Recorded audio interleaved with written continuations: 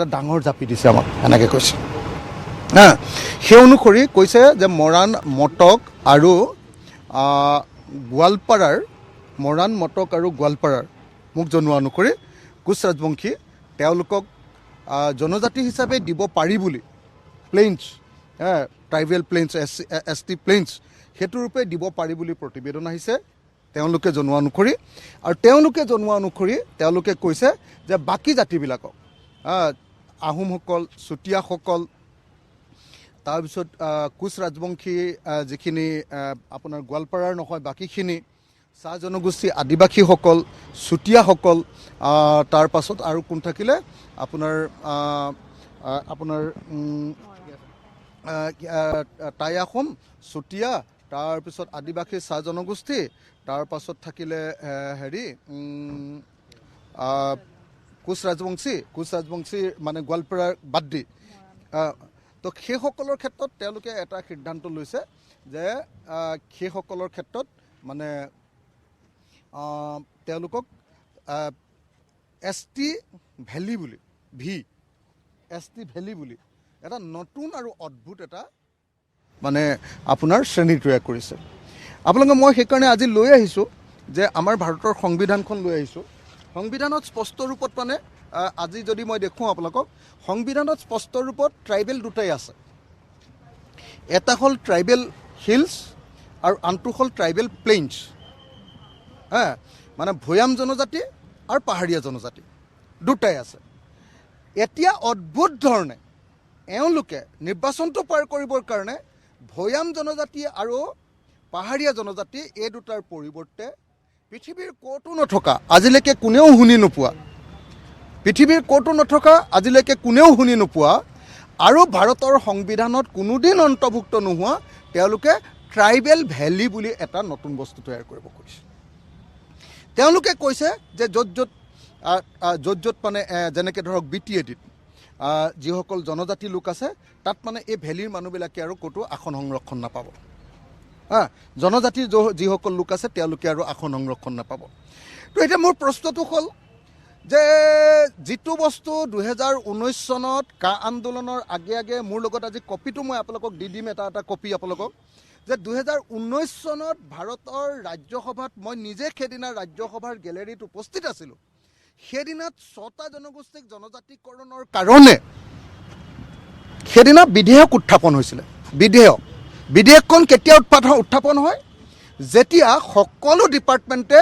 পাৰ কৰি দিয়ে যে এই 6 জনগোষ্ঠীক জনজাতিকৰণ কৰিবৰ কাৰণে সকলো বৈশিষ্ট্য আছে আৰু তাত লিখি থোৱাও আছে যে একচুৱেলি অসম চৰকাৰেও সেইটো অনুমতি দি থৈছে গতিকে অসম চৰকাৰৰ পিনৰ পৰাও সেইদিনা গ্ৰীণ ছিগনেল গোটেইখিনি ৰিকমেণ্ডেশ্যন দি থোৱাৰ কাৰণে তেওঁলোকক 2019 চনত 6 জনগোষ্ঠীক জনজাতি ভৈয়াম জনজাতি ৰূপে স্বীকৃতি দিবৰ কাৰণে বিধেয়ক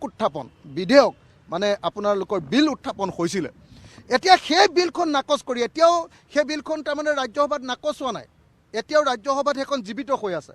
সেই বিলখন এতিয়া নাকচ কৰি নতুনকৈ এখন অদ্ভুত পৃথিৱীত নথকা এটা নতুন বস্তু তৈয়াৰ কৰিব খুজিছে যে জনজাতি ভেলী পৃথিৱীত নথকা মোক এটা কথা কওক য'ত থকা জনজাতি প্লেইনছ মানে ভৈয়াম জনজাতি যিটো আপোনাৰ আছে ছেকশ্যন আছে তাত বিল যোৱাৰ পাছতো সেইখন পাছ কৰা নাই পেলাই থৈছে আৰু এতিয়া অসমৰ কাৰণে ভাৰতৰ গোটেই সাংবিধানিক সিস্টেমটো বদলাই অসমৰ কাৰণে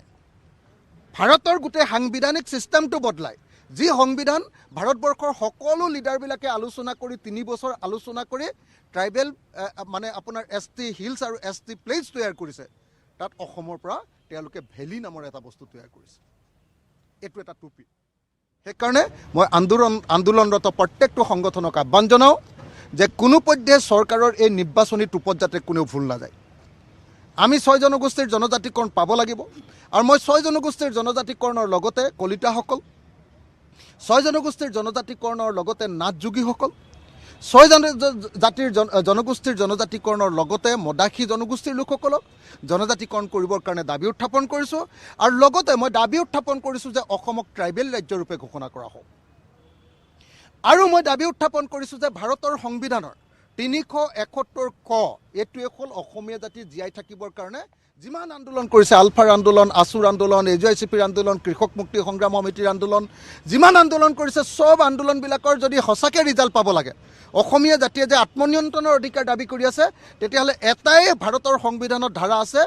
আৰ্টিকুল আছে, সেইটো হ'ল 371 ক 371A। 371A কাক দি থৈছে? নাগালেণ্ডক কি দি থৈছে? নাগালেণ্ডক মাটিৰ অধিকাৰ, যে নাগালেণ্ডৰ মাটিৰ অধিকাৰ কেৱল কেন্দ্ৰীয় চৰকাৰে ল'ব নোৱাৰে, অকল নাগালেণ্ডৰ হাতত আছে। আৰু মাটিৰ তলত যিমান সম্পদ আছে, তেল, কয়লা, চুনিল যিমানবিলাক আছে, সেই সম্পদৰ অধিকাৰ কেৱল নাগালেণ্ডৰ জনগণৰ।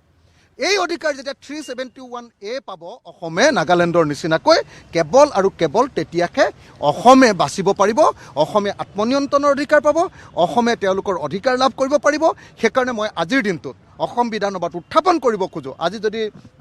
তেওঁলোকৰ ৰিপৰ্ট দাখিল হয়, তেতিয়াহ'লে মই উত্থাপন কৰিব খোজোঁ যে অসমক কি কৰিব লাগে, 6 জনগোষ্ঠীক সম্পূৰ্ণৰূপে ট্ৰাইবেল প্লেইনছ ৰূপে তেওঁলোকক জনজাতিকৰণ দিব লাগে, 1 নম্বৰ কথা। 2 নম্বৰ কথা, তেওঁলোকক জনজাতিকৰণ দিয়াৰ পাছত কলিতাসকল, নাথযোগীসকল আৰু আপোনাৰ কি কয়, আপোনাৰ মদাসী জনগোষ্ঠীৰ লোকসকলক জনজাতিকৰণ কৰিব লাগে, অসমক জনজাতি ৰাজ্যৰূপে ঘোষণা কৰি দিব লাগে। আৰু অসমৰ মুখ্যমন্ত্ৰী আৰু উপমুখ্যমন্ত্ৰীৰ পদ দুটা ST আৰু SCৰ কাৰণে সংৰক্ষিত কৰিব লাগে, ST আৰু SCৰ কাৰণে সংৰক্ষিত কৰিব লাগে। আৰু অসমক ভাৰতৰ সংবিধানৰ 371 ক অনুচ্ছেদৰ অধীনত বিশেষ ৰাজ্যৰূপে ঘোষণা কৰি দিলেই অসমীয়া মানুহৰ ৰাজনৈতিক সমস্যাৰ সমাধান হ'ব। এইটোৱে হ'ল ভাৰতৰ সংবিধানে দিব পৰা একমাত্ৰ ৰাজনৈতিক বা সাংবিধানিক সুৰক্ষা কবচ। সদৌ অসম ছাত্ৰ সন্থাই যি সুৰক্ষা কবচ দাবী কৰি আছে, বেলেগ একো সুৰক্ষা কবচে আমাক নালাগে। আৰু অকল যদি এইটো 371A দি দিয়ে আৰু ট্ৰাইবেল ষ্টেট ঘোষণা কৰি অসমৰ ট্ৰাইবেল মানুহবিলাকৰ কাৰণে হয় বড়ো, নহ'লে ট্ৰাইবেল নতুন যদি হয় চুতীয়া মানুহ, তেওঁলোকৰ কাৰণে যদি মুখ্যমন্ত্ৰী আৰু উপমুখ্যমন্ত্ৰীৰ পদটো, আৰু SCসকল, আমাৰ খিলঞ্জীয়া যিসকল SC আছে, SCসকলৰ কাৰণে যদি আমাৰ মুখ্যমন্ত্ৰী আৰু উপমুখ্যমন্ত্ৰীৰ পদটো দি দিয়ে, তেতিয়াহ'লে অসমীয়া জাতি বাচিব। মই সেইকাৰণে হিমন্ত বিশ্ব শৰ্মাক চেলেঞ্জ কৰিছোঁ, আপুনি ইমান অসমীয়া মানুহৰ কথা কয়, ইমান খিলঞ্জীয়া মানুহৰ কথা কয়, আপোনাৰ যদি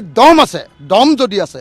আপুনি অসমৰ মুখ্যমন্ত্ৰী আৰু উপমুখ্যমন্ত্ৰীৰ পদটো জনজাতিৰ কাৰণে সংৰক্ষণ কৰিব লাগে বুলি এবাৰ কৈ আপোনাৰ নিজৰ ত্যাগ আৰু নিজৰ সাহস প্ৰদৰ্শন কৰক, নহ'লে আপুনি এনেই খিলঞ্জীয়াৰ কথা কৈ নাথাকিব। ধন্যবাদ।